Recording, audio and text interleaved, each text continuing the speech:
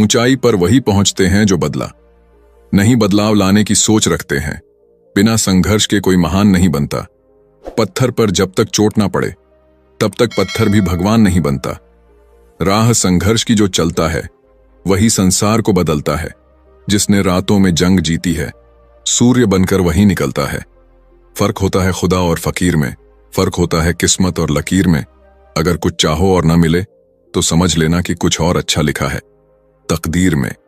आज हम आपको फिर सकारात्मक बात हो और सकारात्मक कहानियों के माध्यम से आपके जीवन में सुख समृद्धि को लेकर आए हैं। वीडियो के अंत तक अवश्य बने रहे। वीडियो को लाइक और चैनल को सब्सक्राइब कर दें। अपने प्रियजनों में साझा अवश्य कर देना। तो चलिए प्रारंभ करते हैं आज की कहानी जो आपको हमेशा मोटिवेट रखेंगी। क्या आप भी अपना माइंडसेट बदलना चाहते हैं? क्या आप भी दुनिया को बेहतर नजरिए से देखना चाहते हैं? क्या आप हमेशा तनाव, चिंता और गुस्सा महसूस करते हैं और इन सब से छुटकारा पाना चाहते हैं? अगर इनमें से किसी भी प्रश्न का उत्तर हाँ है तो आज की वीडियो आपके लिए बहुत ही महत्वपूर्ण साबित होने वाली है। अंत तक ध्यान से सुनिए। एक बार एक गुरु अपने शिष्यों को विचारों की शक्ति के ऊपर प्रवचन दे रहे थे।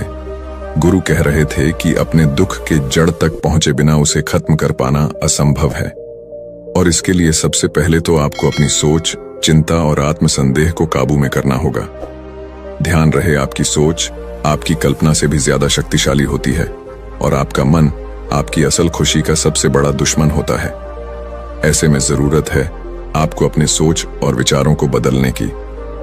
गुरु यह सब बोल ही रहे थे कि तभी एक शिष्य खड़ा हुआ और उसने गुरु से कहा, गुरुदेव, अगर दुख दर्द महसूस करने से बचने का तरीका है तो फिर दुनिया में इतने सारे लोग दुखी क्यों हैं? गुरु ने कहा, इसका कारण है दुखी रहने वाले लोगों का मन। जी हां, इस संसार के हर इंसान के दुख का कारण उसका मन है और जिसकी मानसिकता सही नहीं होती वह बाकी लोगों की तुलना में ज्यादा दुखी और चिंतित रहते हैं। अब यह आप पर निर्भर करता है कि आप अपने मन को अपना दोस्त बनाना चाहते हैं या फिर अपना दुश्मन। आप किस तरह किसी परिस्थिति का सामना करते हैं यह सब आपकी आदत और मानसिकता पर निर्भर करता है। इस दुनिया के हर सवाल का जवाब आपके ही अंदर छुपा है। इसे आपको अपने आसपास के लोगों में ढूंढने की जरूरत नहीं है। दुख दो तरह के होते हैं, शारीरिक और भावनात्मक। शारीरिक समस्याओं से पूरी तरह से बच पाना तो असंभव है क्योंकि किस समय आपके साथ क्या होने वाला है इसे आप नियंत्रित नहीं कर सकते हैं। लेकिन भावनात्मक दुखों से बचा जा सकता है जो पूरे तरीके से इस बात पर निर्भर करता है कि आप अपने भावनात्मक दुखों की तरफ कैसी प्रतिक्रिया देते हैं। आप या तो उस दुख को हद से ज्यादा महसूस करेंगे या फिर उसके पार चले जाएंगे। चुनाव आपका है। संक्षिप्त में कहें तो आपके भावनात्मक दुख का कारण किसी घटना के प्रति आपकी प्रतिक्रिया पर निर्भर करता है। आपके भावनात्मक दुखों की शुरुआत तब होती है जब आप एक नकारात्मक स्थिति को अपने दिमाग में लंबे समय तक बैठा के रखते हैं। यानी वास्तविक दुनिया में वह परेशानी उतनी बड़ी नहीं होती है जितना बड़ा आप उसे ज्यादा सोचकर बना देते हैं। हर इंसान के जीवन में हर दिन बहुत सी बुरी चीजें घटित होती हैं जिनका कुछ लोगों पर बहुत थोड़ा असर होता है, जबकि कुछ लोग बहुत उदास और तनावग्रस्त हो जाते हैं। यहाँ पर एक बात जान लीजिए कि हर घटना के बाद अच्छा महसूस करने और दुखी होने के बीच का फर्क इस बात पर निर्भर करता है कि आप उस परिस्थिति को कैसे संभालते हैं। अगर आपने जान लिया कि मन कैसे काम करता है तो आप यह भी जान जाएंगे कि आप खुशी पाने के लिए इसका इस्तेमाल कैसे कर सकते हैं और इस तरह आप अपने भावनात्मक दुखों से हमेशा हमेशा के लिए छुटकारा पा सकते हैं। शिष्यों ने गुरु से अगला प्रश्न किया, गुरुदेव, इंसान के दुख का असल कारण क्या है? गुरु ने उत्तर देते हुए कहा, हमारे विचार बहुत शक्तिशाली होते हैं, इतने कि वह हमारी किसी भी सोच को वास्तविकता में बदल सकते हैं। दुनिया में ज्यादातर लोग खुद को और अपनी किस्मत को कोसते हैं कि आखिर वो इतने गरीब, बीमार और दुखी क्यों हैं, जबकि वह यह भूल जाते हैं कि वो आज जैसे भी हैं उनके खुद के बीते हुए कल के विचारों की वजह से हैं। पहले तो यह जानना जरूरी है कि नकारात्मक विचार वाले लोग होते कैसे हैं। असल में उनका जीवन निरर्थक होता है। वो हमेशा गुस्सा, डर, चिंता और अविश्वास में जीते हैं, जिसकी वजह से वो अक्सर अजीबोगरीब स्थिति में फंसकर गलत फैसले ले लेते हैं। इसके विपरीत सकारात्मक विचार वाले लोग खुशी, प्रेम, समृद्धि, सुख और सफलता को अपनी ओर आकर्षित करते हैं। उन्हें देखकर ऐसा लगता है जैसे सब कुछ उनके नियंत्रण में है। हाँ, निश्चित रूप से उनके जीवन में भी उतार चढ़ाव आते हैं, लेकिन वो फिर भी हर मिलने वाली चीज के प्रति शुक्रगुजार रहते हैं। अब जैसे दो लोगों की परिस्थितियां एक जैसी होते हुए भी वो अलग अलग महसूस करते हैं। जैसे एक व्यक्ति इस बात के लिए शुक्रगुजार हो सकता है कि उसके पास रहने के लिए एक घर है, वहीं दूसरा इस बात को लेकर दुखी हो सकता है कि उसका घर उतना बड़ा नहीं है जितना वो चाहता था। मतलब साफ है कि हमारी खुशी और दुख सीधे तौर पर हमारी सोच और नजरिया पर निर्भर करता है। हकीकत और उसके प्रति हमारा नजरिया दो अलग अलग चीजें होती हैं। बाहरी हकीकत सबके लिए एक होती है, जबकि इसके बारे में अलग अलग इंसान का नजरिया अलग अलग हो सकता है। चलो इसे एक उदाहरण से समझते हैं। एक नौजवान भिक्षु को ध्यान करते समय एकाग्रचित्त होने में परेशानी होती थी। हर बार ध्यान करते समय किसी न किसी कारण से उसका ध्यान भटक जाता था और वह काफी क्रोधित और निराश हो जाता था। शांति की तलाश में उसने एक दिन एक झील के बीचों बीच नाव में बैठकर ध्यान करने का निश्चय किया। पहले 2 दिन तो भिक्षु को बहुत सुकून मिला। ध्यान करते समय उसका मन बिल्कुल शांत और एकाग्र था। लेकिन तीसरे दिन उसकी शांति तब भंग हो गई जब ध्यान करते समय एक दूसरी नाव उसकी नाव से आकर टकरा गई। उसने गुस्से से अपनी आंखें खोली, लेकिन सामने उसका गुस्सा देखने के लिए कोई था ही नहीं, क्योंकि दूसरी नाव तो खाली थी जो हवा के वेग और लहरों के कारण भिक्षु की नाव से आकर टकरा गई थी। अब वह शर्मिंदा हो गया और उसका क्रोध भी शांत हो गया, क्योंकि उस जगह पर उसका गुस्सा देखने वाला ही कोई नहीं था। तब उसे समझ आया कि उसका ध्यान आसपास की घटनाओं के कारण नहीं, बल्कि उन घटनाओं के प्रति उसकी प्रतिक्रिया के कारण भटक रहा था। उसके हद से ज्यादा सोचने की वजह से भटक रहा था। आपके साथ जो कुछ भी घटित होता है वह कभी आपके दुख का असल कारण नहीं बनता, बल्कि आप उस घटना के बारे में कैसा सोचते हैं, कैसी प्रतिक्रिया देते हैं, वो आपके सुख और दुख को तय करता है। हमारी सोच हमारी भावनाओं को नियंत्रित करती है। अगर हम नकारात्मक सोचेंगे तो हमें बुरा लगेगा, और अगर हम सकारात्मक सोचेंगे तो हमें अच्छा महसूस होगा। आप अपने दुख, दर्द या तकलीफ का दोष अपने आसपास की घटनाओं और लोगों को नहीं दे सकते हैं। बस यही जीवन के उतार चढ़ाव, हार गए और सुख दुख का सार है। अपने जीवन को मुश्किल बनाने वाले आप खुद ही हैं। क्या आपने कभी सोचा है कि बुरे और नकारात्मक विचारों के बिना आपका जीवन कैसा होता? मैं बताता हूं, बुरे विचारों के बिना आप ज्यादा अच्छा और सुकून भरा जीवन जीते। चिंता और दुख आपसे दूर हो जाते और आप हमेशा प्रसन्न रहते। ध्यान रहे, कोई भी घटना या परिस्थिति आपको दुख नहीं पहुंचा सकती, बस आपकी सोच ही आपके दुख का असल कारण होती है। शिष्यों ने गुरु से अगला प्रश्न किया। एक शिष्य ने पूछा, गुरुदेव, हम ज्यादा खुश और आजाद कैसे महसूस कर सकते हैं? गुरु ने कहा, हमारे दिमाग में एक दिन में लगभग 60,000 विचार आते हैं, जिनमें से लगभग 6,000 विचार तो अपने आसपास के लोगों को प्रतिक्रिया देने की वजह से आते हैं, और इन 6,000 में से भी लगभग 90% विचार नकारात्मक होते हैं।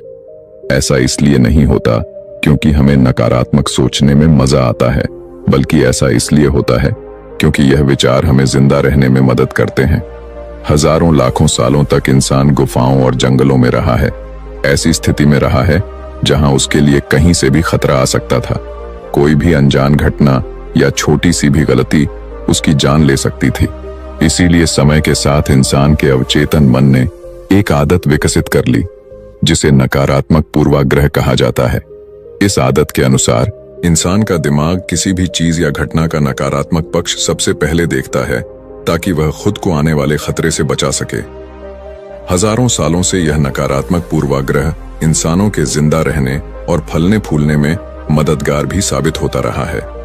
इसीलिए हमारे अंदर करो या मरो वाला स्वभाव सक्रिय रहता है। लेकिन आज के समय में यह नकारात्मक पूर्वाग्रह ज्यादा कारगर नहीं है, क्योंकि अब हम ऐसी दुनिया में नहीं रहते हैं जहां जिंदा रहने के लिए अब हमें संघर्ष करना पड़े। लेकिन फिर भी हमारे दिमाग का नकारात्मक पूर्वाग्रह वाला नियम हमें नकारात्मक पक्ष पर ध्यान देने के लिए मजबूर करता है और हमें खुश होने से भी रोकता है। अब समय आ गया है अपने नकारात्मक विचारों को छोड़कर दिमाग को आराम देने का। माना कि इंसानों के नकारात्मक पूर्वाग्रह वाले स्वभाव ने उन्हें सालों तक जिंदा रखा है, लेकिन अब अपने दिमाग को खुशी हासिल करने में अपनी मदद करने दीजिए। और यही वह समय है जहां आपकी चेतना जागृत होकर आपको बेहतर और पूर्ण महसूस करने में आपकी मदद करती है। इसी के जरिए अपने विचार और भावनाओं के प्रति ज्यादा जागरूक होकर दुनिया को बेहतर नजरिए से देखने का मौका मिलता है। बहुत ज्यादा सोचना भी इंसान के लिए घातक साबित हो सकता है। यह सिर्फ आपकी चिंता और निराशा को बढ़ाकर आपको नकारात्मक सोच की ओर धकेलता है और आप सुरक्षात्मक स्थिति में चले जाते हैं। इससे बचने के लिए आपको अपना हर क्षण खुशी से जीना चाहिए और थोड़ी देर के लिए सब कुछ भूलकर सिर्फ अपनी चेतना का उपयोग करना चाहिए। इस तरह आप खुश और आजाद महसूस करेंगे। तो फिर आज इसी क्षण से यह सोचना बंद कीजिए कि चीज कैसी होनी चाहिए और यह देखना शुरू कीजिए कि वह वाकई में क्या हो सकती है। शिष्यों ने गुरु से अगला प्रश्न किया, सोच और विचार में क्या अंतर है? गुरु ने कहा, सबसे पहले तो आपके लिए विचार और सोच के बीच के फर्क को समझना बेहद जरूरी है। विचार इस ब्रह्मांड की रचना है जो कि हमारे पास जन्म से ही होते हैं और इन्हें बनाने के लिए हमें किसी बाहरी ताकत या शक्ति की जरूरत नहीं होती है। हमारे मन में हर दिन हजारों विचार आते हैं जिनमें ज्यादातर समय हमारा कोई नियंत्रण नहीं होता है। और दूसरी चीज है हमारी सोच, जिसका मतलब है अपने विचारों के साथ सक्रियता से जुड़ जाना। सोच के साथ आपके पास दो विकल्प होते हैं कि आप किसी भी विचार को या तो जाने दे सकते हैं या फिर उस विचार के साथ जुड़कर उसके बारे में और सोच सकते हैं। विचार के काम करने का तरीका यह है कि यह किसी भी पल बिना किसी शक्ति और कोशिश के हमारे मन में आ जाते हैं, लेकिन सोचने की प्रक्रिया उस पल से शुरू होती है जब हम अपने विचार के साथ जुड़ जाते हैं। विचार आना कोई समस्या की बात नहीं है, यह तो प्राकृतिक है। समस्या तो तब शुरू होती है जब आप इसके बारे में ज्यादा सोचना शुरू करते हैं। किसी भी चीज या स्थिति के बारे में आपके विचार कैसे हैं, उसी से आपकी भावनाएं बनती हैं। विचार और सोच तो संबंधित लेकिन पूरी तरह से दो अलग चीज हैं। इसीलिए अपनी भावनाओं के लिए अपने विचारों को दोष देना बंद कीजिए और अपनी सोच पर ध्यान दीजिए। ये मान लीजिए कि आप अपने विचारों को तो नहीं रोक सकते हैं, लेकिन अपने सोच को जरूर बदल सकते हैं। अच्छे विचारों के बारे में सोचिए और याद रखिए कि आप किसी ऐसी चीज को लेकर दुखी नहीं हो सकते हैं जिसके बारे में आप सोचते नहीं हैं। शिष्यों का गुरु से अगला प्रश्न हमारी सोच हमारी भावनाओं पर कैसे असर डालती है और इसे रोकने के लिए हम क्या कर सकते हैं। गुरु ने कहा, नकारात्मक भावनाएं आमतौर पर तब पैदा होती हैं जब आप किसी चीज के बारे में बहुत ज्यादा सोचते हैं। हाँ, कभी कभी यह आपकी सुरक्षा के लिए भी हो सकता है, जैसे रात में बाहर जाते समय डर महसूस होना, लेकिन ज्यादातर समय यह आपको तनाव और चिंतित ही महसूस करवाते हैं। जब आप किसी बुरी चीज या बुरी घटना के बारे में सोचते हैं, सिर्फ तभी आपको बुरा लगता है। आप जैसा सोचते हैं वैसा ही महसूस भी करते हैं। ज्यादातर लोगों के दिमाग में यह भ्रांति है कि नकारात्मक सोच से दूर रहने से सब कुछ ठीक हो जाता है। वह मानते हैं कि जितने सकारात्मक विचार सोचेंगे उतने खुश रहेंगे, लेकिन ऐसा सोचना पूरी तरह से सही नहीं है। असल में अच्छा और खुश महसूस करने की चाबी है कुछ भी नहीं सोचना। आपको शायद विश्वास नहीं हो रहा होगा, तो आइए इसे एक छोटे से प्रयोग से समझते हैं। आप सब जरा अपने जीवन के सबसे खुशहाल पलों के बारे में सोचिए। अब उस समय अपने दिमाग में चल रहे किसी विचार को याद करने की कोशिश कीजिए। क्या आप उन्हें याद कर पा रहे हैं? मैं बताता हूं, नहीं कर पा रहे होंगे। आपको याद ही नहीं होगा कि आप उस क्षण क्या सोच रहे थे, क्योंकि उस समय आपके दिमाग में कुछ भी नहीं चल रहा था।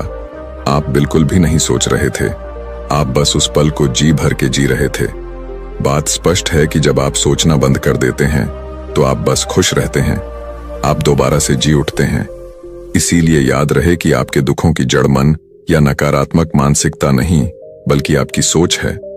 आज अभी इसी क्षण से किसी चीज या परिस्थिति को अपने अनुसार बदलने की तनावग्रस्त प्रक्रिया से अपने दिमाग को आजाद कीजिए और जो जैसा है उसे वैसा ही स्वीकार कीजिए। एक मंत्र जान लीजिए, आप जितना कम सोचेंगे उतना ज्यादा खुश रहेंगे। शिष्यों ने गुरु से अगला प्रश्न किया, ज्यादा सोचना कैसे बंद करें? गुरु ने कहा, ज्यादातर लोगों को यह लगता है कि सोचना बंद करने के लिए उन्हें अपने विचारों को आने से पूरी तरह रोकना होगा, लेकिन यह नामुमकिन है। विचारों को रोकना अपने आप को सांस लेने से रोकने के जैसा है। आप यह बिल्कुल भी नहीं कर सकते हैं। आपको सिर्फ खुद को सोचने से रोकना होगा, विचारों को आने से नहीं। विचारों को उठने से रोका नहीं जा सकता है। आप यह अंदाजा भी नहीं लगा सकते कि वो कब और कहां से आएंगे, लेकिन आप इनके साथ खुद को जुड़ने से जरूर रोक सकते हैं। विचार आया और चला गया, आपने उसके बारे में कुछ भी नहीं सोचा। इस तरीके से आप खुद को विचारों से अलग कर सकते हैं। हाँ, इसका यह मतलब भी नहीं है कि आप पूरी तरह से सोचना ही बंद कर दीजिए। मस्तिष्क सोने के लिए ही बनाया गया है और यह हमारे स्वभाव में होता है। आप वास्तव में तो सोचने से खुद को भी नहीं रोक सकते। तो सवाल यह है, फिर आप क्या कर सकते हैं? आप यह कर सकते हैं कि आप सोचने में लगने वाले समय को कम कर सकते हैं, और इस प्रक्रिया में पहला कदम जागरूक होना होता है। आपको यह जरूर पता होना चाहिए कि आपको कब खुद को ज्यादा सोचने से रोकना है। ज्यादा सोचने का सबसे आम लक्षण तनाव और असहज महसूस करना होता है। तनाव और असहजता जैसी भावनाएं आमतौर पर तब आती हैं जब आप किसी स्थिति के बारे में हद से ज्यादा सोचते हैं। जब भी आप खुद को कुछ ज्यादा ही सोचते हुए पाएं, तो तुरंत अपने आप को इससे अलग कर लीजिए। एक गहरी सांस लीजिए, अपने विचार से दूर हो जाइए और अपने दिमाग को शांत होने दीजिए। आइए इसे एक उदाहरण से समझते हैं। मान लीजिए कि आपके पास एक कटोरी गंदा पानी है। अब इस पानी को साफ करने के लिए आप क्या करेंगे? क्या आप इसे उबाल लेंगे या छान लेंगे? ज्यादातर लोग या तो इसे उबाल लेंगे या छान लेंगे, लेकिन इन सबसे आसान ये है कि आप अपने आप पानी की गंदगी को नीचे बैठने दीजिए, कटोरी को शांति से रख दीजिए। ऐसा करने से गंदगी नीचे जम जाएगी और पानी अपने आप साफ हो जाएगा। ठीक यही नियम हमारे दिमाग के लिए भी लागू होता है। ज्यादातर लोग अपने दिमाग को शांत, स्पष्ट और खुश करने के लिए मुश्किल रास्ता खोजते हैं, जबकि आसान रास्ता हमेशा हमारे सामने ही होता है। देखिए, नकारात्मक भावनाएं सिर्फ और सिर्फ सोचने की वजह से ही पैदा होती हैं। जब हमारा मन अशांत या परेशान होता है तो हम सोचने लगते हैं, जबकि ऐसी स्थिति में आपको शांति से बैठ जाना चाहिए और अपने दिमाग को शांत होने देना चाहिए, ठीक उस कटोरी के गंदे पानी की तरह। ध्यान रहे, जितना ज्यादा आप अपनी सोच से लड़ने की कोशिश करेंगे, उतनी ही आपकी भावनाएं मजबूत होती जाएंगी, खासकर नकारात्मक भावनाएं। इसीलिए अपने दिमाग को अपने आप शांत होने दीजिए। ऐसा हो जाने के बाद आप धीरे धीरे अपने विचारों को पहचानिए और उनसे दूर होते जाइए। अंत में आप एक ज्यादा स्पष्ट और शांत मन पाएंगे। ध्यान रहे, ज्यादा सोचने की आदत से कम सोचने और खुश रहने की आदत को अपनाने के दौरान तनाव बिल्कुल भी मत लीजिए। सोचना बिल्कुल सामान्य बात है, लेकिन इसमें बहुत समय बिताना हानिकारक है। इसीलिए अपने हर पल को ज्यादा से ज्यादा जीने की कोशिश कीजिए। सोचने में समय बर्बाद मत कीजिए। हमेशा याद रखिए कि शांति पहले से ही आपके अंदर मौजूद है। आपको बस सोचना बंद करके इसे महसूस करने की जरूरत है, और यकीन मानिए, एक शांत मन आपको शांत और सफल जीवन की ओर ले जाएगा। शिष्यों ने गुरु से अगला प्रश्न किया, क्या हम बिना सोचे जिंदा रह सकते हैं? गुरु ने कहा, अपने जीवन के उस पल के बारे में सोचिए जब आप अपने काम में पूरी तरह से ध्यान मग्न थे। वो समय जब आप अपने काम में इतना ज्यादा खो गए थे कि आपको अपने आसपास की ही कोई सुध नहीं थी। क्या आपको याद आया? अब जरा उस क्षण के अपने विचारों के बारे में सोचिए। क्या उस समय आपके दिमाग में कोई विचार था? मैं बताता हूं, नहीं होगा, क्योंकि व्यस्तता के पलों में आप एक अलग ही अवस्था में चले जाते हैं, अपने काम में पूरी तरह से रम जाते हैं, और इसे ही अपने काम के साथ एक होना या प्रवाह की अवस्था कहते हैं। और यह तब होता है जब आपको अपने काम से बहुत प्रेम होता है, और इस स्थिति में आप सभी विचार और भावनाओं को भूल जाते हैं। जब कोई इंसान प्रवाह की अवस्था में होता है, तब उस इंसान का ध्यान इतना गहरा होता है, यानी कि वो इंसान अपने काम में इतना मग्न होता है कि उस इंसान के दिमाग में उसकी उपस्थिति ही खत्म हो जाती है। यानी कि उन्हें खुद की मौजूदगी का भी पता नहीं रहता। इस अवस्था में ना तो आपको भूख लगेगी, ना ही प्यास, ना ही गर्मी और ना ही सर्दी। इस अवस्था में आपकी एकाग्रता चरम सीमा पर होती है और इस अवस्था में आप जो भी काम कर रहे होंगे वो अपने आप होने लगता है, क्योंकि इस स्थिति में आपका अवचेतन मन काम कर रहा होता है और आप सिर्फ अपने काम पर ध्यान देते हैं। यह एक विचार शून्य अवस्था होती है, जहां विचार, चिंता और संदेह के लिए कोई जगह नहीं होती है। समस्याओं का काम ही हमें शांति और खुशी के रास्ते पर जाने से रोकता है और किसी समस्या को पैदा करने में हमारी सोच और चिंता अहम भूमिका निभाते हैं।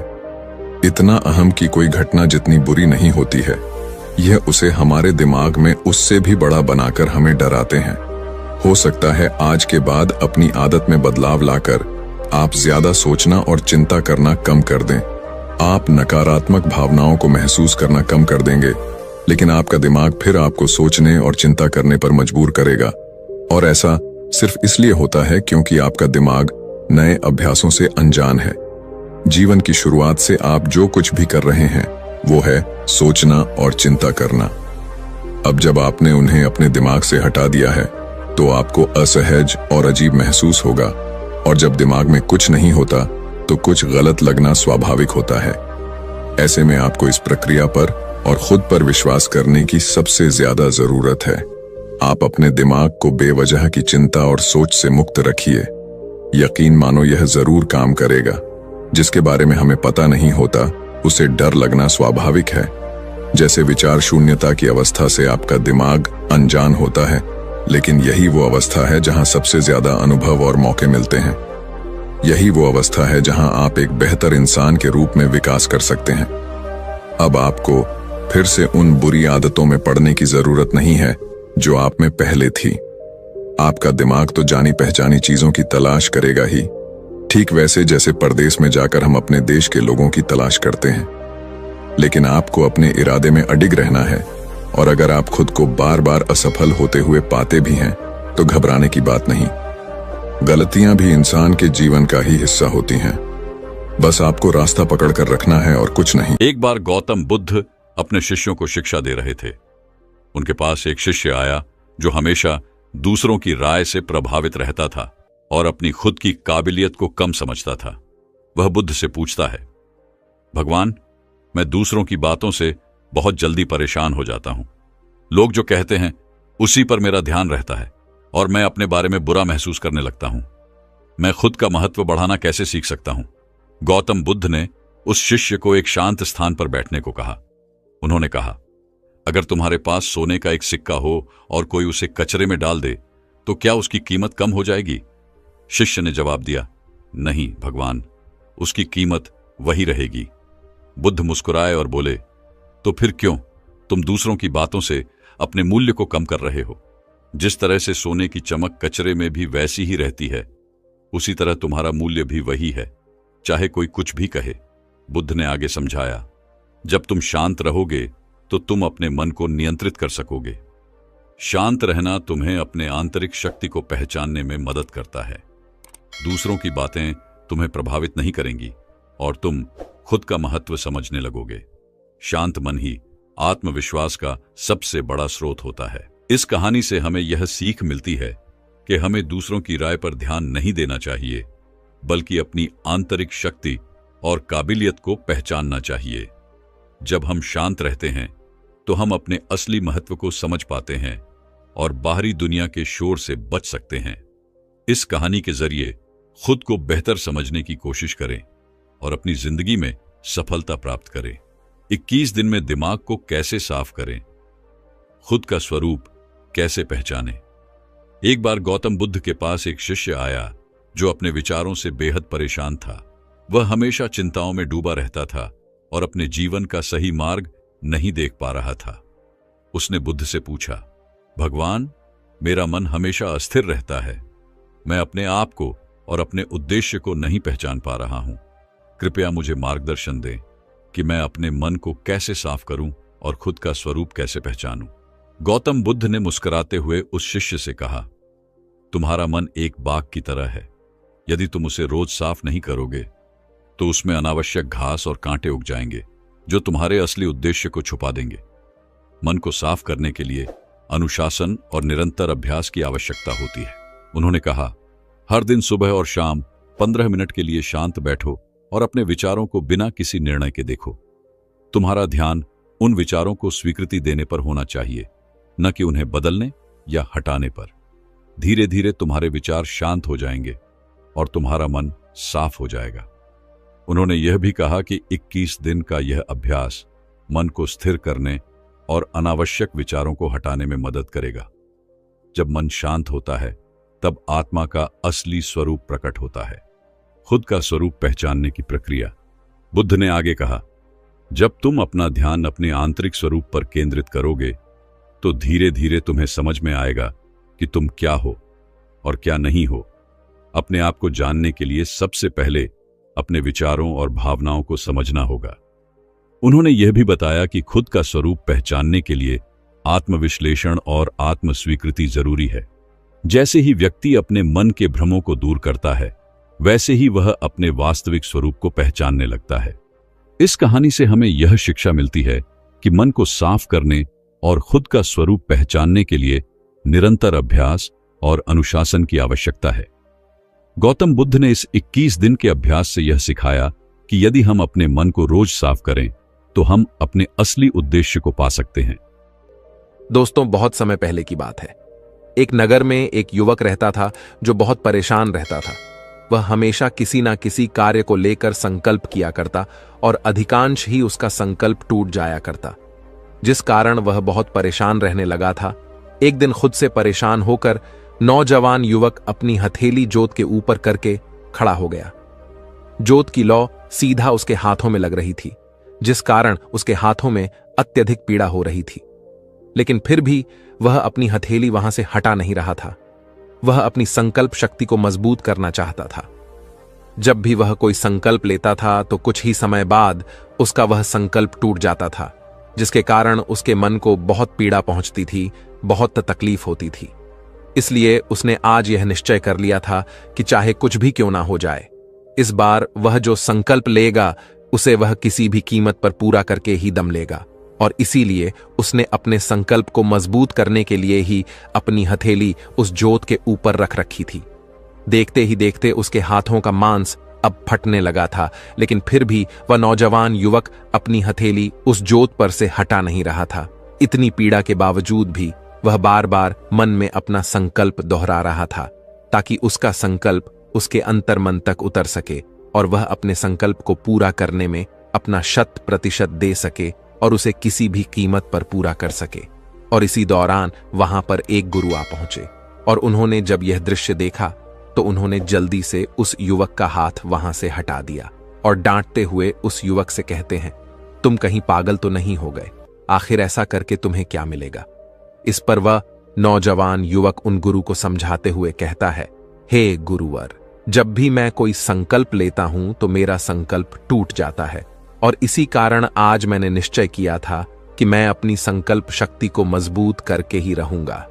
इस पर वह गुरु उस युवक को जवाब देते हुए कहते हैं, भंते, अपने साथ हिंसा करके तुम अपने संकल्प को कैसे मजबूत कर सकते हो? यह तो सरासर पागलपन है। आगे वह गुरु उस युवक को समझाते हुए कहते हैं, भंते, मेरी एक बात याद रखना, संकल्प वही मजबूत हो सकता है जो बिना किसी हिंसा के लिया गया हो, बिना किसी दबाव में लिया गया हो, जिसमें शुद्ध रूप से अहिंसा भरी हुई हो।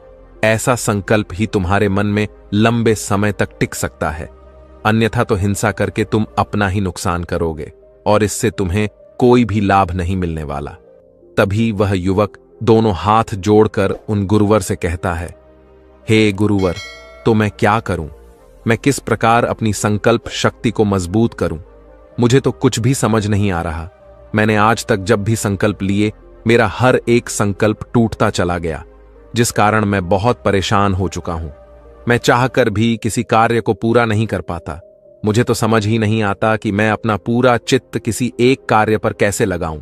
जब भी मैं कोई का शुरू करता हूं तो शुरुआत में तो मेरे भीतर बहुत जोश होता है, बहुत उत्साह होता है, लेकिन कुछ ही समय बाद मेरी एकाग्रता पूरी तरह से नष्ट हो जाती है।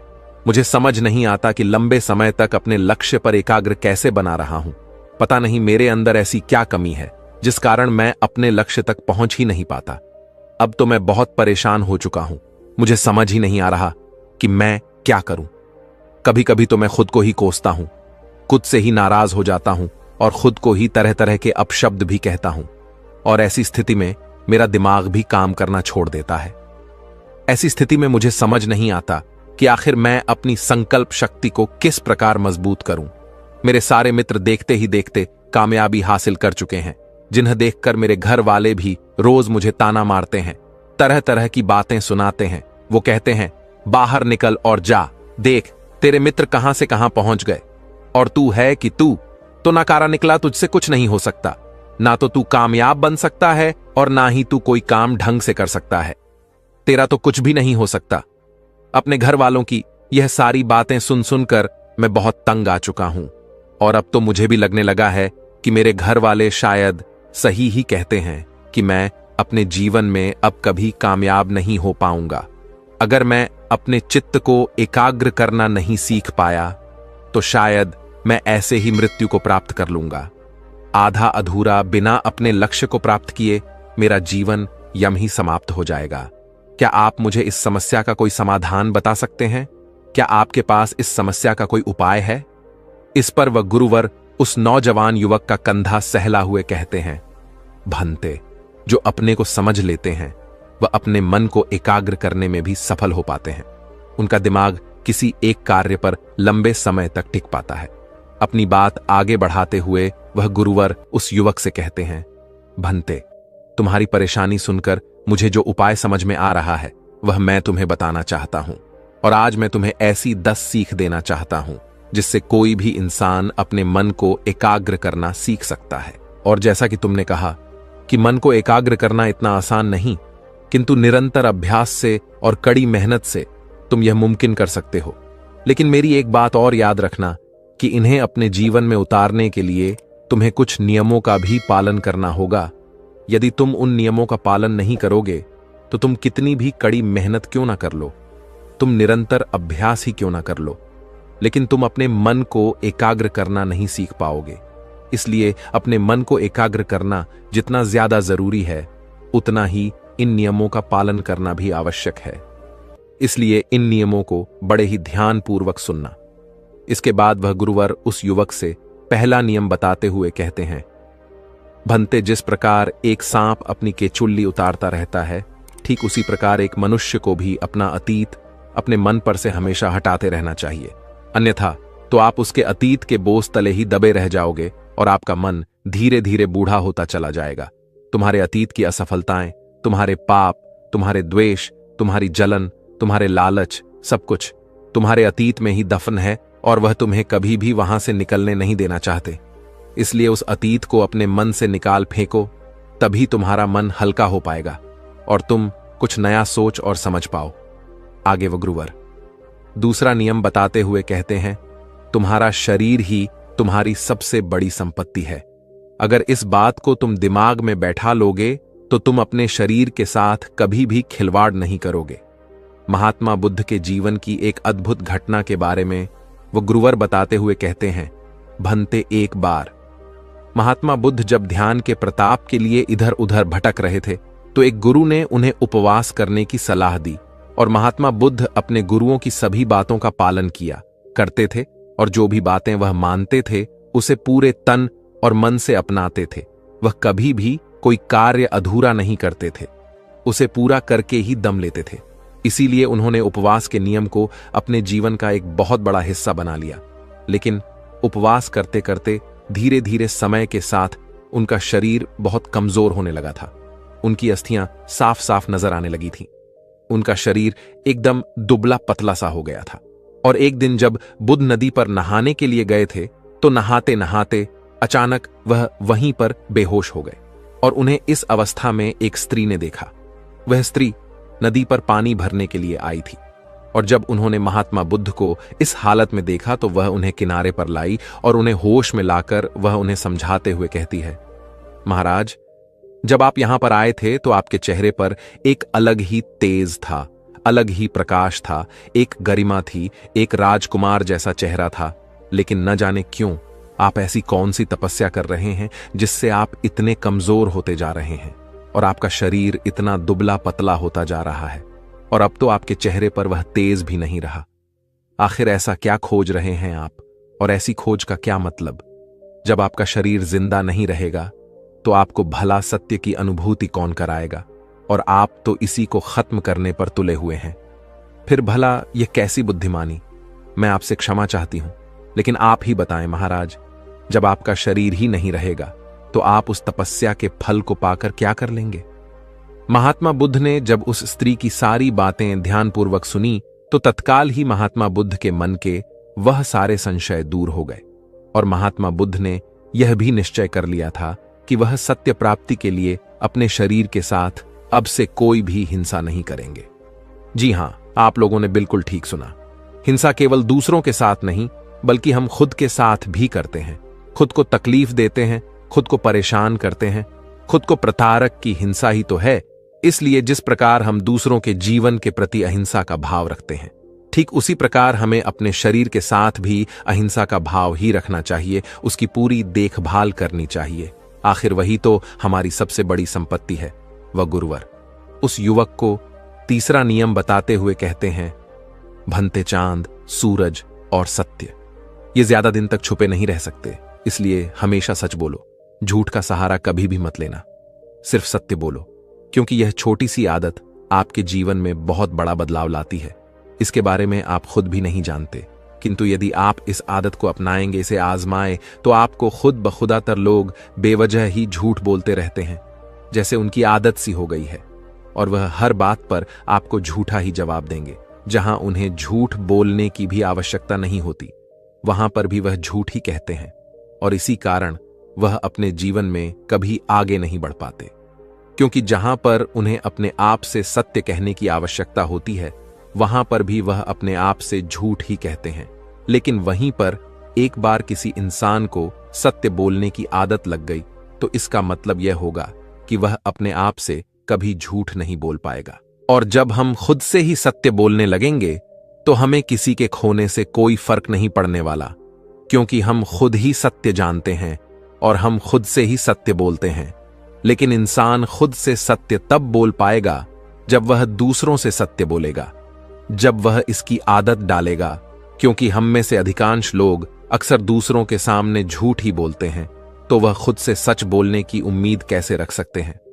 सत्य बोलना आपके भीतर निर्मलता लाता है, आपका मन साफ और स्पष्ट हो जाता है, आपके मन में किसी प्रकार का तनाव नहीं रहता और आप चिंता मुक्त हो जाते हैं, जिससे आप कई और पहलों पर विचार कर सकते हैं। आगे वह गुरुवर उस युवक को अगला नियम बताते हुए कहते हैं, भनते गधों की भीड़ में चलने से अच्छा है कि घोड़ा अकेले ही चले। अगर तुम्हें अपनी आध्यात्मिक उन्नति के लिए कोई साथी नहीं मिल रहा, कोई संगति नहीं मिल रही, तो तुम अकेले रहना सीखो। बेवकूफ की संगति में पड़े रहने से अच्छा है कि तुम खुद के लिए कदम उठाओ, खुद को जानो, खुद को पहचानो। क्योंकि यदि तुम उन बेवकूफ की संगत में रहोगे तो वे लोग तुम्हारा केवल फायदा ही उठाने वाले हैं। वह तुम्हें धोखा देंगे, तुम्हें तकलीफ देंगे, जिससे तुम्हारे अंतर्मन को भी एक गहरी पीड़ा पहुंचेगी, जिस कारण तुम्हारा अंतर्मन कभी किसी पर विश्वास नहीं कर पाएगा। और जब तुम्हारा अंतर्मन किसी पर विश्वास नहीं कर पाए, तब तुम खुद पर विश्वास कैसे कर पाओगे? और इन सब का कारण होता है हमारी गलत संगत, क्योंकि हम अधिकांश ही ऐसे लोगों के साथ रहना पसंद करते हैं जिन्हें मौज मस्ती करना अच्छी लगती है, जिन्हें अपना समय बर्बाद करना अच्छा लगता है, जो लोग लक्ष्य पर नहीं बल्कि बेफजूल की बातें करते हैं, बेफजूल के कामों पर ध्यान देते हैं। इससे अच्छा है तुम अकेले रहो, खुद के बारे में सोचो, कुछ बड़ा सोचो, अकेले रहने की इस ताकत को पहचानो, क्योंकि यहां पर अपना कोई नहीं होता। आगे गुरुवर उस युवक को अगला नियम बताते हुए कहते हैं, मनते जो तुम्हारे पास पहले से ही है उसकी कदर करना सीखो, क्योंकि एक इंसान हमेशा ही पहले से अधिक की ख्वाहिश रखता है, हमेशा वह ज्यादा की ख्वाहिश रखता है, और उस ख्वाहिश में, उस उम्मीद में, उस महत्वाकांक्षा में वो यह भूल जाता है कि उसके पास पहले से क्या मौजूद है, उसकी वह कभी कद्र नहीं कर पाता।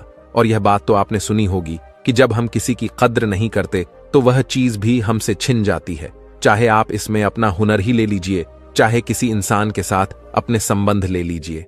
हुनर के मामले में बात करें तो आपके पास कोई हुनर मौजूद है और आपको भी पता है, लेकिन आप दूसरे से प्रभावित होकर उस जैसा हुनर पाने की इच्छा रखते हैं, जिस कारण आप अपने आप को पीड़ा पहुंचाते हैं। आप अपने हुनर की कद्र नहीं करते, तो देखते देखते आपका हुनर खत्म होने लगेगा, जिस कारण ना तो आप उन जैसा बन पाएंगे और ना ही आप अपने जैसा बन पाएंगे। और ऐसे में जब आप अपनी ही कद्र नहीं कर पाएंगे तो दूसरा कोई आपकी कद्र कैसे करेगा। इस प्रकार जो इंसान आपके पास मौजूद है, आपके लिए संवेदनाएं रखता है, आपके परिवार का हिस्सा है, आप उनकी कद्र नहीं कर रहे, उसे समय नहीं दे रहे और उनके पीछे भाग रहे हैं, जो आपको समय नहीं देना चाहते, जो आपके अपने हैं ही नहीं, तो ऐसे लोगों से आप भला क्या उम्मीद रख सकते हैं। अगर आप जो चीज आपके पास है उसकी ही कदर नहीं करेंगे तो आप अपने लिए ही गड्ढा खोद लेंगे और उस गड्ढे में खुद ही जा गिरेंगे और बाद में पछताएंगे, रोएंगे, और उस वक्त आपके आंसू पोंछने वाला भी आपके पास कोई भी मौजूद नहीं होगा, क्योंकि जब समय था तब तो आपने उनकी कद्र नहीं की, तो अब वो भला आपकी कद्र क्यों करेंगे। इसीलिए समय निकलने से पहले इस बात को अच्छी तरह से समझ लो और जो भी आपके पास है, जो लोग भी आपके पास हैं, उनकी कद्र करना सीख लो। आगे गुरुवर उस युवक को अगला नियम बताते हुए कहते हैं, भंते, हम मनुष्य की यह जीभ धारदार चाकू की तरह होती है, जो खून तो नहीं निकालती लेकिन घाव बहुत गहरा छोड़ती है। इस बात को अच्छी तरह से समझो कि गुस्सा हमें अंदर से खा जाता है। गुस्से में निकले हुए शब्द हमें बाद में पछताने पर मजबूर कर देते हैं। हमें क्रोध में यह ख्याल तो नहीं रहता कि हम क्या कह रहे हैं, लेकिन कुछ समय बाद जब हमारा गुस्सा शांत होता है तब हमें इस बात का एहसास होता है कि हम गुस्से में क्या कुछ बोल गए, और जो आपने एक बार शब्द कह दिए वह शब्द कभी लौट कर वापस नहीं आते। वह सिर्फ आपके अंदर एक चोट कर जाएंगे, दूसरों की नजरों में आपको नीचा कर जाएंगे। इसीलिए कभी भी अत्यधिक मत बोलो, जितने की आवश्यकता है केवल उतना ही बोलो। चुप रहने की ताकत को समझो। चुप रहने की ताकत तुम्हें दुनिया में एक महान मुकाम तक पहुंचा सकती है, और उसी के विपरीत ज्यादा बोलने की आदत तुम्हें दूसरों के बीच तुम्हारी इज्जत को बिल्कुल भी खत्म कर सकती है, और ऐसी अवस्था में कोई भी तुम्हारी बात पर ध्यान नहीं देगा और तुम बेवजह बोलते चले जाओगे, लेकिन कोई भी तुम्हारी तरफ देखना तक पसंद नहीं करेगा। आगे वह गुरुवर उस युवक को अगला नियम बताते हुए कहते हैं, भंते, हमारा दिमाग ही सब कुछ है, जैसा तुम सोचते हो वैसा ही बन जाते हो, इसलिए हमेशा बड़ा सोचो, सकारात्मक सोचो। आगे वह गुरु अपनी बात को अच्छी तरह समझाते हुए उस युवक से कहते हैं, हमारे विचार तरंगों की भांति होते हैं। तरंग दोनों प्रकार होती है, नकारात्मक और सकारात्मक। जिस प्रकार के विचार हमारे अंदर उठते हैं उस प्रकार की तरंगे हमारे इर्द गिर्द पैदा हो जाती हैं। इसलिए अपने आसपास सिर्फ सकारात्मक तरंगों को ही बढ़ावा दो, क्योंकि नकारात्मक तरंगे आपको हमेशा पीछे खींच लाएंगे, वह कभी आपको आगे नहीं बढ़ने देंगी। इसलिए हमेशा बड़ा सोचो, सकारात्मक लोगों के साथ रहो, जिस कारण तुम्हारे मन के विचार बदलते जाएंगे और तुम हमेशा अच्छा सोचने लगोगे, अच्छा कार्य करने लगोगे, और देखते देखते तुम्हारी संकल्प शक्ति भी बढ़ती चली जाएगी। तुम्हें खुद पर विश्वास हो जाएगा और तुम किसी भी कार्य में सफलता प्राप्त कर ही लोगे।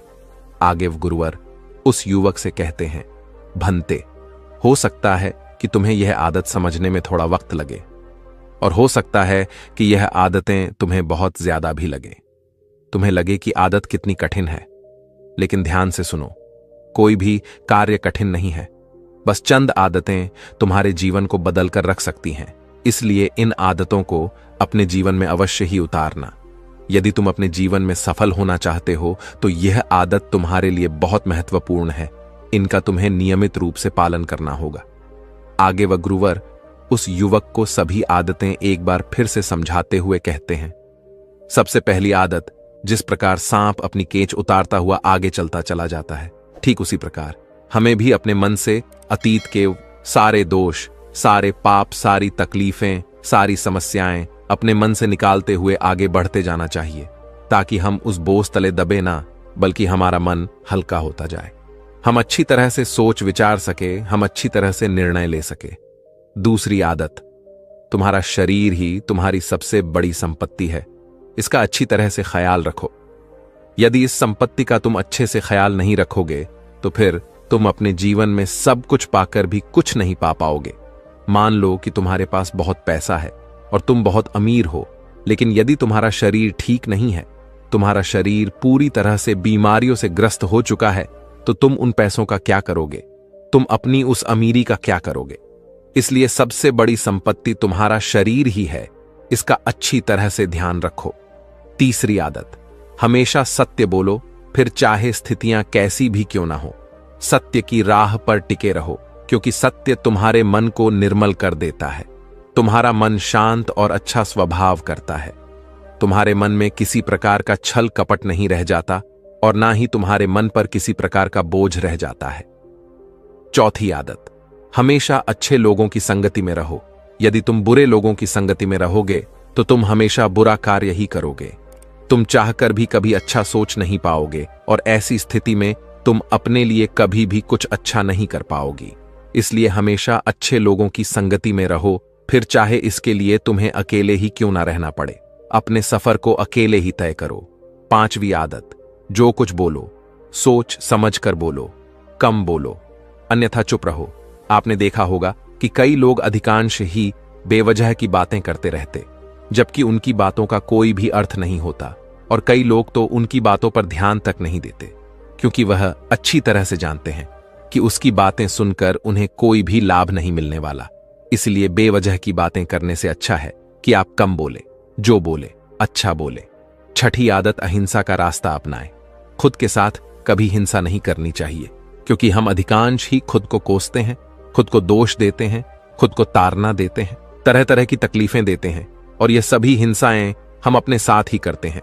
हम अपने शरीर के साथ ही करते हैं, जिस कारण हमारा शरीर देखते ही देखते कमजोर होने लगता है, और इस बात का हमें तनिक भी एहसास नहीं होता।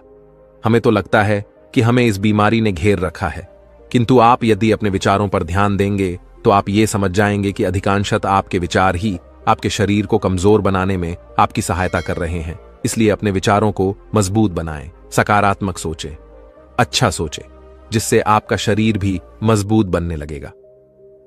सातवीं आदत, जो कुछ हम सोचते हैं आखिर हम वही बन जाते हैं, इसलिए हमेशा सकारात्मक सोचें, अच्छा सोचें, बड़ा सोचें। इतना कहकर वह गुरुवर उस युवक से कहते हैं, मनते, यदि तुमने यह 7 आदत अपने जीवन में उतार ली तो तुम पूरी तरह से बदल जाओगे। तुम्हारी एकाग्रता अपने आप ही बढ़ती चली जाएगी। यदि तुम निरंतर ध्यान के साथ इन सभी नियमों का पालन करते हो, इन सभी नियमों को अपने जीवन में उतारते हो, तो तुम अपने जीवन में अवश्य ही सफलता प्राप्त कर पाओगे। फिर चाहे वह लक्ष्य कितना भी बड़ा क्यों ना हो, कितना भी कठिन क्यों ना हो, तुम उस तक अवश्य ही पहुंचोगे। इतना कहकर वह गुरुवर शांत हो गए, और वह युवक अच्छी तरह समझ चुका था कि वह अपने जीवन में क्या गलतियां कर रहा था।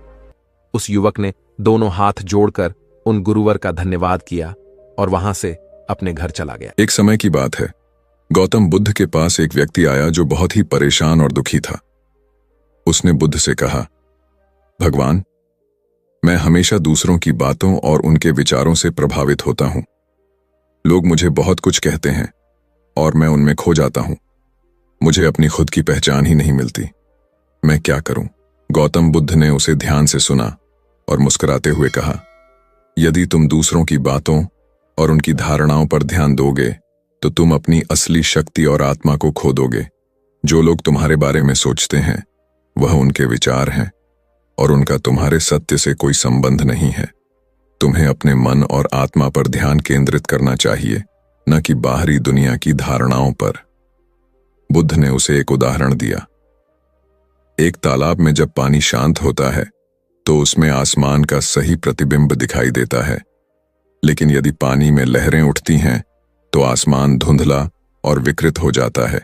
वैसे ही जब तुम दूसरों के विचारों और बातों पर ध्यान केंद्रित करते हो तो तुम अपने अंदर की शांति और संतुलन खो देते हो। खुद पर ध्यान देने के मार्ग। ध्यान, मेडिटेशन, अपने मन को शांत करने और आंतरिक शांति पाने का सबसे अच्छा तरीका ध्यान है। ध्यान के माध्यम से तुम अपनी आंतरिक शक्ति और सत्य को पहचान सकते हो। स्व अनुशासन। बुद्ध ने कहा कि आत्म अनुशासन के बिना हम अपने जीवन की दिशा को सही तरह से नहीं समझ सकते। अपनी दिनचर्या और विचारों में अनुशासन लाओ और दूसरों की बातों की बजाय अपने लक्ष्यों पर ध्यान दो। आत्म साक्षात्कार। जब तुम खुद को जानने की प्रक्रिया शुरू करते हो, तब तुम्हें समझ में आता है कि दूसरों की धारणाओं का तुम्हारे जीवन पर कोई असर नहीं होना चाहिए। तुम वही हो जो तुम सोचते हो, न कि जो दूसरे कहते हैं। दोस्तों, हम में से हर कोई अपने जीवन में खूब मेहनत और लगन के साथ काम करता है। हर कोई कुछ नया सीखने की कोशिश करता है ताकि वह अपने जीवन में सफल हो सके, अपने जीवन में उन्नति पा सके। लेकिन जैसे जैसे दिन बीतते जाते हैं, हमारे अंदर कुछ भी करने की इच्छा नहीं रह जाती, जिस कारण हम एक बार फिर से वहीं पर आ पहुंचते हैं जहां से हमने शुरुआत की थी। तो आखिर ऐसा क्यों होता है? क्या हम वह लक्ष्य पाने के लायक नहीं हैं? या फिर हमने जो लक्ष्य निर्धारित किया है वही गलत है? या हमने उस लक्ष्य को पाने के लिए जो कार्य करने चाहिए वह कार्य ही नहीं किए? अर्थात जिस दिशा में हमें आगे बढ़ना चाहिए था, हम उस दिशा में आगे ना बढ़ करके किसी और दिशा में जा रहे हैं। आखिर इन सब का क्या कारण है और हम अपने लक्ष्य तक क्यों नहीं पहुंच पा रहे? तो आज की जो बहुत कहानी मैं आपको सुनाने जा रहा हूं, इस कहानी के माध्यम से आप यह समझ पाएंगे कि आखिर क्यों हमें से अधिकांश लोग अपने लक्ष्य को पाने में असफल हो जाते हैं और केवल कुछ लोग ही अपने लक्ष्य को बड़ी सरलता और सहजता से पा लेते हैं। एक समय की बात है, एक बौद्ध भिक्षु अपने कुछ शिष्यों के साथ एक आश्रम में रहा करते थे। उनके साथ उनके कई शिष्य भी वहां पर रहते थे और उन सभी शिष्यों में से एक शिष्य बहुत बुद्धिमान था, जो बाकी शिष्यों से हमेशा आगे रहता, और बाकी शिष्य भी उस होनहार शिष्य की तारीफ किया करते व उसके बारे में बातें किया करते।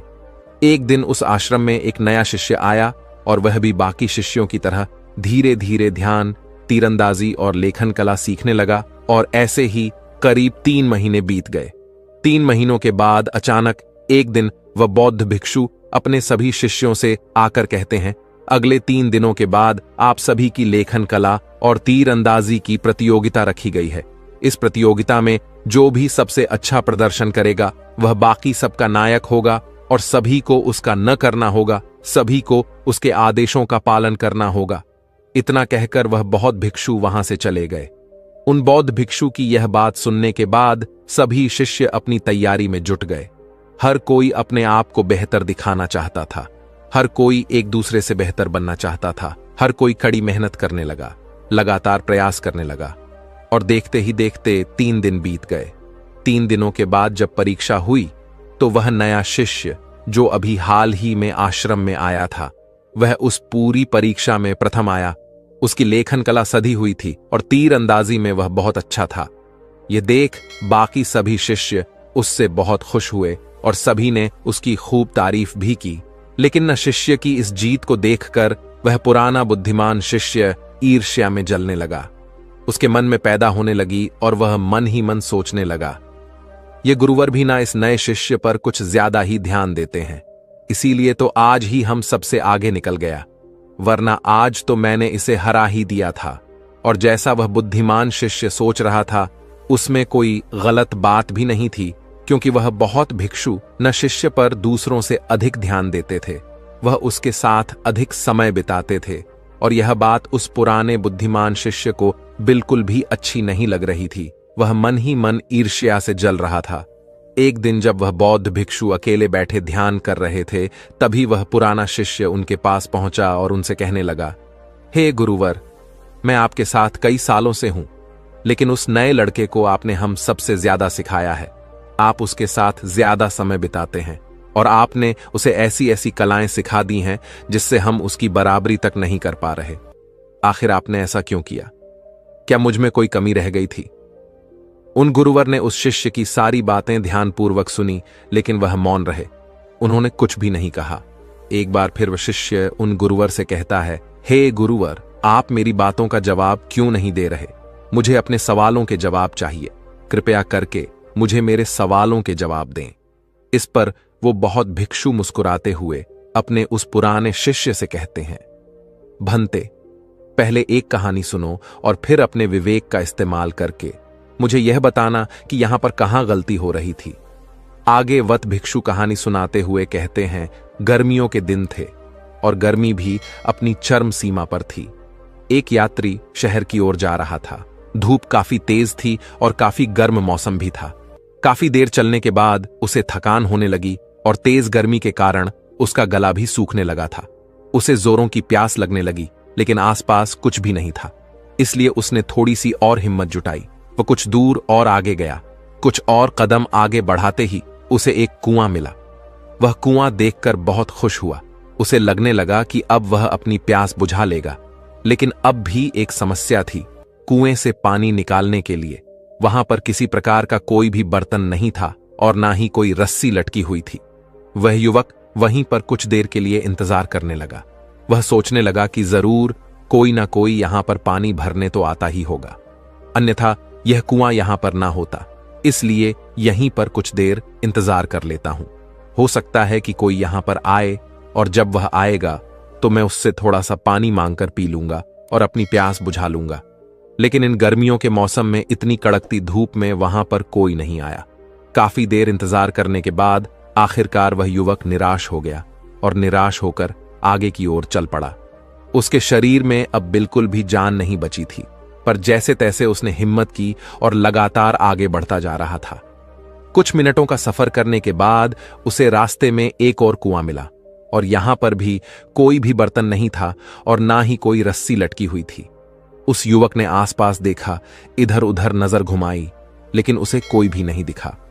वह युवक अब सोच में पड़ गया कि मैं क्या करूं, आखिर मैं इस कुएं से पानी कैसे निकालूं? मेरे पास तो कोई बर्तन भी नहीं है, आखिर मैं पानी कैसे पीऊं? मेरा गला पूरी तरह से सूख चुका है और मुझे यदि कुछ देर तक पानी ना मिला तो हो सकता है कि मेरी मृत्यु हो जाए। वह युवक यहां वहां देखने लगा। तभी अचानक झाड़ियों में उसे एक मटका नजर आया जो टूटा हुआ था। उस युवक ने तुरंत ही वह मटका उठाया और वह कुएं के पास आया और उस युवक ने देखा तो पानी अब भी काफी नीचे था। एक बार फिर उस युवक ने नजर दौड़ाई, यहां वहां देखा तो उसे पासी में लंबे लंबे घास नजर आए। उस युवक ने उन लंबी घास में से कुछ घास काट ली और उसकी रस्सी बनाकर कुएं से पानी निकाला और वह पानी पीकर तृप्त हो गया। उन गुरुवर ने इस कहानी को यहीं पर समाप्त किया और उसके बाद वह अपने उस शिष्य से कहते हैं, भंते, अब बताओ, युवक तो वही था और कुआं भी उसे मिल चुका था, लेकिन समस्या एक ही थी, दोनों ही कुएं पर बर्तन और रस्सी नहीं थी। फिर आखिर उस युवक ने दूसरे कुएं से पानी क्यों पिया?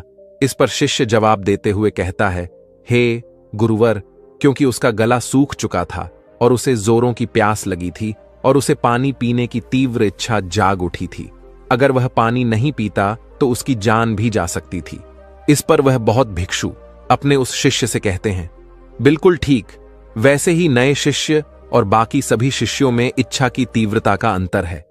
सबसे पहले तो तुम यह समझो कि जो भी इच्छाएं तुम्हारे अंतर्मन में बैठी हुई हैं, वही समय आने पर बाहर प्रकट होती हैं और वैसे ही तुम्हें परिणाम भी मिलते हैं। इस पर वो शिष्य उन गुरुवर की बात काटते हुए कहता है, हे गुरुवर, आखिर आप क्या कहना चाहते हैं? कहीं आपका अर्थ यह तो नहीं कि हमने मेहनत नहीं की? तभी वह गुरुवर मुस्कुराते हुए अपने उस शिष्य से कहते हैं, भंते, मेहनत तो हर कोई करता है, लेकिन हर किसी के अंतर की इच्छा अलग होती है। यहां पर हर कोई अलग अलग है। कोई दुख से बचने के लिए पढ़ रहा है, तो कोई दूसरों को दिखाने के लिए, तो कोई सच में बेहतर बनने के लिए। और जैसे उनके अंतर मन में इच्छाएं होती हैं, वैसे ही उन्हें परिणाम भी मिलते हैं। तुम्हारे अंतर मन में क्या चल रहा है और सच में तुम अपने भीतर से क्या चाहते हो, यह सब तुम अपने पिछले परिणामों से समझ सकते हो। पिछले परिणामों को देखकर यह जान सकते हो। इस पर वशिष्ठ उन गुरुवर से प्रश्न करते हुए कहता है, हे गुरुवर, आपके अनुसार इंसान को वही मिलता है जो वह अपने अंतर मन से चाहता है, लेकिन कभी कभी हमारे साथ ऐसा भी तो होता है कि हम चाहते कुछ और है और होता हमारे साथ कुछ और है, अर्थात हम जो नहीं चाहते वह हमारे साथ हो जाता है। ऐसा क्यों? शिष्य के इस प्रश्न का जवाब देते हुए वह गुरुवर उस शिष्य से कहते हैं, भंते, ऐसा हमारे मन में बैठी हुई उन विपरीत इच्छाओं के कारण होता है, जिसमें कुछ इच्छाएं हमें एक अलग दिशा में ले जाती हैं और वहीं पर कुछ इच्छाएं हमें दूसरी ओर खींचती हैं, जिस कारण हमारा मन विचलित होने लगता है और हम यह समझ नहीं पाते कि हम क्या करें, हम किस तरफ जाएं, हम कौन सा निर्णय लें। और जब हम थक हार कर कोई निर्णय नहीं ले पाते तो हम वहीं के वहीं रह जाते हैं। एक तरफ तुम तीर अंदाज बनना चाहते हो तो दूसरी तरफ तुम्हें लगता है कि इतनी अधिक मेहनत भला कौन करेगा, इससे अच्छा तो आराम है जिसमें आनंद आता है, सुख है। तो इसका अर्थ तो यही हुआ कि तुम भीतर से सुख चाहते हो, आराम चाहते हो, तो ऐसे में तुम भला एक सर्वश्रेष्ठ धनु उधर कैसे बन सकते हो? और तीसरी तरफ तुम्हें एक जगह ध्यान लगाना भी कठिन लगता है। ऐसे में पहली इच्छा का प्रभाव दोनों इच्छाओं को खत्म करता रहता है, और यही कारण है कि तुम एक बुद्धिमान शिष्य होते हुए भी तुम चाहते हुए भी ज्यादा नहीं सीख पाते। तभी वह शिष्य उन गुरुवर से एक और प्रश्न करते हुए कहता है, हे गुरुवर, आपने जो कुछ भी कहा वह बिल्कुल सत्य है, और मैं यह भी अच्छी तरह से समझ चुका हूं कि अगर मुझे सीखना है तो मुझे अपने अंतर्मन में तीव्र इच्छा पैदा करनी होगी। लेकिन हम यह भी तो पढ़ते हैं कि हमको वैराग्य विकसित करना चाहिए, एक भिक्षु को इच्छा रहित होना चाहिए। तो ऐसे में हम अपने अंतर्मन में तीव्र इच्छा कैसे पैदा करें? क्योंकि यह दोनों ही बातें अलग अलग हैं, दोनों ही बातें बिल्कुल विपरीत है। ऐसे में हम इच्छा और आनंद दोनों कैसे प्राप्त कर सकते हैं? तभी गुरुवर मुस्कुराते हुए अपने उस शिष्य से कहते हैं, भंते, जब तुम्हारे मन में कोई इच्छा नहीं होती तो मन का अस्तित्व शून्य हो जाता है और इस पल में आनंद अनंत हो जाता है। और यही वह पल है जब पूरी कायनात तुम्हारे पीछे चलती है। लेकिन हर कोई आनंद की इस स्थिति तक पहुंच नहीं पाता, यह हर किसी के लिए संभव नहीं है। तभी वो शिष्य उन गुरुवर की बात काटते हुए कहता है, हे गुरुवर, ऐसी स्थिति में हमें क्या करना चाहिए? उस शिष्य के इस प्रश्न का जवाब देते हुए वह गुरुवर कहते हैं, भंते, तुम्हें बाकी इच्छाओं को भटकाव मानकर त्याग देना चाहिए और केवल एक ही इच्छा पर पूरा ध्यान केंद्रित करना चाहिए, क्योंकि एक इच्छा बहुत तीव्र होती है और इस तीव्रता में इंसान बहुत ऊपर उठ जाता है। यदि तुम्हारे भीतरी मन में कोई भी संदेह, कोई भी शंका या कोई भी संशय नहीं है, कोई भी रुकावट नहीं है, तो यह इच्छा पूरी होकर ही रहेगी, क्योंकि तुम जितनी इच्छाएं करोगे, इच्छाओं का स्तर उतना ही गहरा होता जाएगा और उतना ही वर्तमान में तुम्हें कम आनंद भी मिलेगा, और फिर तुम वर्तमान में अधिक समय के लिए रुक भी नहीं पाओगे, क्योंकि इसके लिए तुम्हारे पास रुकने का कोई कारण ही नहीं बचा। और यही हम में से अधिकांश लोग अपने जीवन में गलतियां करते हैं, क्योंकि वह अपने भीतर कभी झांकते ही नहीं, वह अपनी इच्छाओं के बारे में समझने का प्रयास ही नहीं करते, क्योंकि हमारे रोजमर्रा की जो इच्छाएं हैं वही हमें विचलित करती है। इसलिए सबसे पहले अपने परिणाम देखो और पता करो कि आखिर हमारे अंतर्मन में क्या चल रहा है। और यदि उन परिणामों को देखकर तुम्हें ऐसा प्रतीत होता है कि तुम एक ही जगह पर रुके हुए हो, तो इसका अर्थ यह हुआ कि तुम्हारे भीतर विरोधाभासी इच्छाएं चल रही हैं। अर्थात एक इच्छा तुम्हें किसी और दिशा में ले जाना चाहती है, तो वहीं पर दूसरी इच्छा तुम्हें किसी और दिशा में ले जाना चाहती है।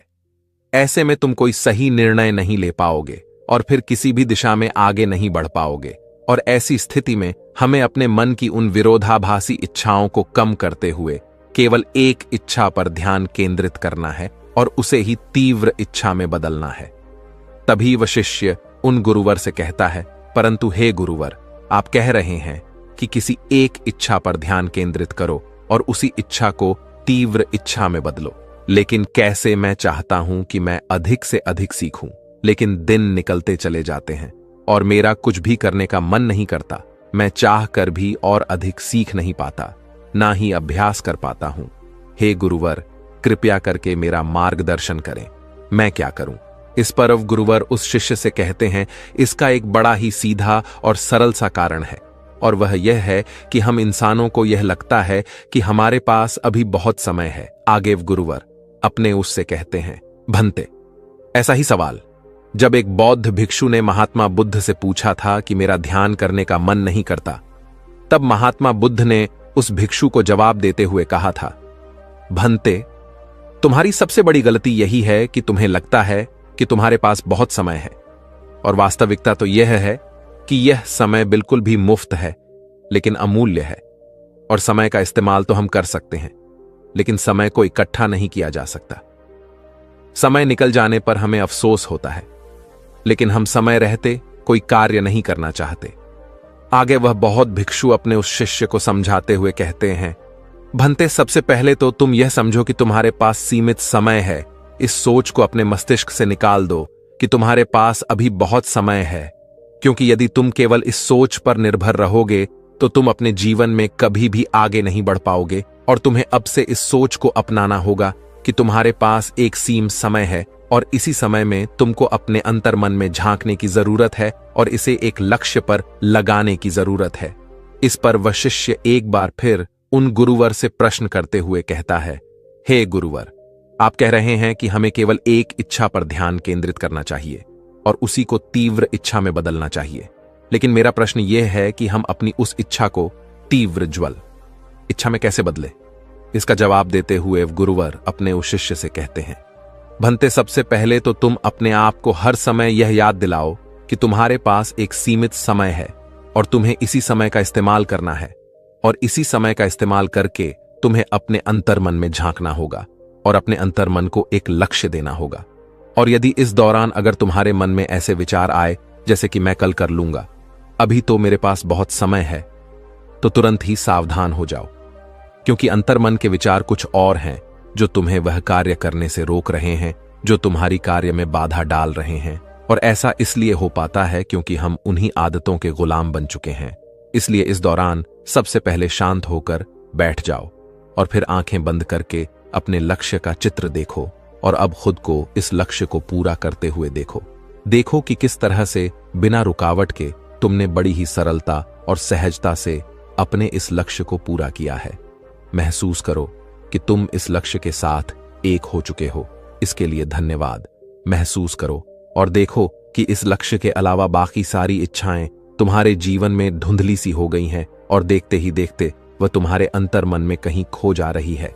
और अब सभी प्रकार की इच्छाओं से मुक्त होकर एक शांति महसूस करो, आनंद महसूस करो, और यही वर्तमान है। और इसी समय में आपको अपने लक्ष्य के लिए तीव्रता भी महसूस होगी। आप धन्यवाद महसूस कर सकते हैं क्योंकि अब आप अपने लक्ष्य के साथ एक हो चुके हैं। हर दिन सुबह उठकर और रात को सोने से पहले अपने लक्ष्य का चित्र अवश्य देखें। उस चित्र में यह देखें कि किस तरह से आप अपने अपने लक्ष्य को बड़ी आसानी और सरलता से आपने उस लक्ष्य को प्राप्त कर लिया है और आप बहुत खुश हैं। यह महसूस करो। चित्र देखने के बाद 5 मिनट तक शांत होकर बैठ जाओ। इस तरह से तुम अपने अंतर मन में एक तीव्र इच्छा पैदा कर पाओगे और उस तीव्र इच्छा के प्रति तुम हमेशा तत्पर रह पाओगे। और इतने सहज तरीके होने के बाद भी लोग इन कामों को टालते रहते हैं क्योंकि उन्हें लगता है कि उनके पास बहुत समय है और यही एक सोच उन्हें अपने लक्ष्य तक कभी पहुंचने नहीं देती। वह उन्हें कभी भी आगे नहीं बढ़ने देती। इसलिए महात्मा बुद्ध हम सबको यह याद दिलाते हैं कि आपकी सबसे बड़ी गलती यही है कि आपको लगता है कि आपके पास समय है, लेकिन इस भागदौड़ के जीवन में आपको पता भी नहीं चलेगा कि शुभ अवसर आपके हाथों से कब निकल गया। आगे वह शिष्य उन गुरुवर से एक और प्रश्न करते हुए कहता है, हे गुरुवर, मैं यह तो अच्छी तरह से समझ गया कि मैं अपने अंतर्मन में एक तीव्र इच्छा कैसे पैदा करूं, लेकिन अब भी मेरे मन में एक प्रश्न शेष रह गया है और वह यह है कि मैं अपने अत मन में बैठी हुई उन अन्य इच्छाओं को कैसे हटाऊं, मैं उनसे कैसे मुक्त हो। इसका जवाब देते हुए भगुर वह अपने उस शिष्य से कहते हैं, भंते, इसके लिए तुम अभ्यास करो। तुम्हें पता भी नहीं है कि तुम्हारे भीतर कौन कौन सी इच्छाएं चल रही हैं, लेकिन जब तुम एक ही दिशा में चलो तो कुछ अंतर्मन की इच्छाएं डर, आलस और संदेह का रूप लेकर प्रकट होंगी और यही वह समय होगा जब तुम्हें डटकर इनका सामना करना होगा। अर्थात तुम्हें इन सभी का त्याग करना होगा और अपना पूरा ध्यान केवल अपनी एक इच्छा पर बनाए रखना होगा। और यही वह तरीका है जिससे तुम बड़े से बड़ा लक्ष्य भी आसानी से हासिल कर सकते हो। इतना कहकर वह बहुभिक्षु शांत हो गए और शिष्य के भी सभी सवालों के जवाब उसे मिल चुके थे। वह अब बहुत प्रसन्न था और वह उन गुरु को प्रणाम करके वापस अपनी कुटिया में लौट जाता है और ध्यान करने लग जाता है। दोस्तों, अगर आप भी अपने जीवन में कोई बड़ा लक्ष्य हासिल करना चाहते हैं तो आपको भी अपने अंतर्मन में बैठी हुई उन सभी इच्छाओं का त्याग करना ही होगा जो आपके लक्ष्य के विरोध जाती हैं, अर्थात जो आपको अलग दिशा में ले जा रही है। आपको तो केवल एक लक्ष्य चुनना है, एक इच्छा चुननी है और उसे तीव्र इच्छा में परिवर्तित करना है। उसके बाद आप स्वयं ही अपने लक्ष्य की ओर आगे बढ़ते चले जाएंगे। आपको केवल अपनी दिशा पर ध्यान देना है और उसमें आगे बढ़ते चले जाना है। नमो बुद्धाय।